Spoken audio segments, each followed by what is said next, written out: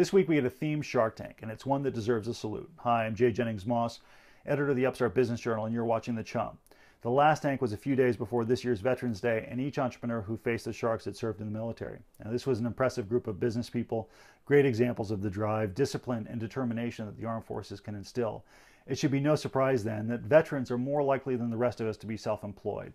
Considering there are more than 21 million Americans who served our nation, that's a lot of potential entrepreneurs. More than a third of these vets said they'd gained skills from their active duty days that helped them own and run a business. Now, the entrepreneurs who appeared before the Sharks on Friday all gave solid pitches. Even though only half got a deal, they all walked in confident, well-prepared, and directed. Each pitch had something of merit, and that's really a testament to the entrepreneurs. So let's get right to our pick for the story of the night. I'm going to bestow that medal to the Natural Grip. This was a company started by Ashley Drake, who's in the Army Corps of Engineers, and she's a CrossFit follower.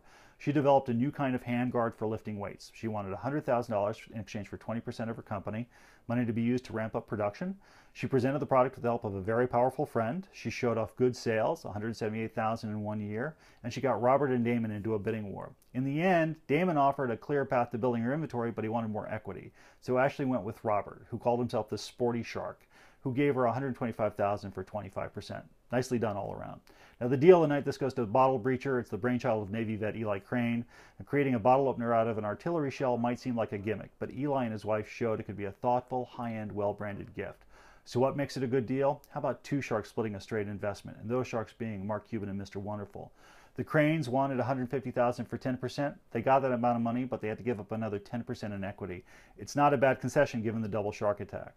Finally, the night's business lesson. Now, this comes courtesy of Priority 1 Canine, a company focused on matching you with a trained guard dog. What we learned, even solid, well-run, successful small businesses will get passed over because of one thing: when sharks just don't think it's investable. That's what happened here when each shark told veteran Wade Morrell and his wife, Lori, they could do very well on their own, as the sharks said they couldn't see making any real money as investors. 2 points: you really need a business with scale to snag a big-time angel, and sometimes you just might have a strong enough small business to keep yourself going nicely.